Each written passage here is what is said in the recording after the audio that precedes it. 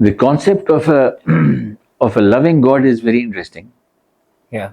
I mean, the Christians, I think, have taken it to a certain extreme. Yeah. Because of course, the God is a loving God. There's no doubt about it. He is merciful. Even in the Quran, every surah that starts with the fact is, we start with the name of Allah, who is extremely merciful and Yes. forgiving. Yes. So absolutely, he's extremely forgiving. He's an extremely loving God. Yes. But at the same time, in Islam, there's a very clear balance.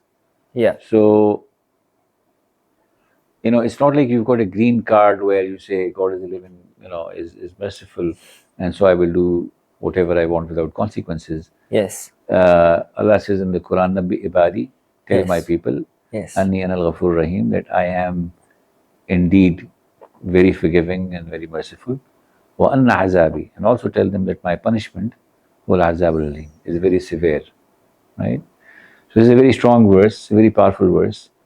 But this just goes to show that yes, while Allah is extremely merciful and forgiving, but we need to also be careful about the fact that we have to take His word and His instructions seriously.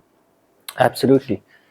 And I think anyone who understands the psychology of a human being can see that we need a motivational factor in our lives, but we also need a deterrent factor in our lives Yeah, to balance it, or even to be motivated, because it can be that one person might be motivated by a certain thing and the other person might not be motivated by it, but since he fears that the consequence, therefore he will avoid a certain action, or he will do a certain action because of that.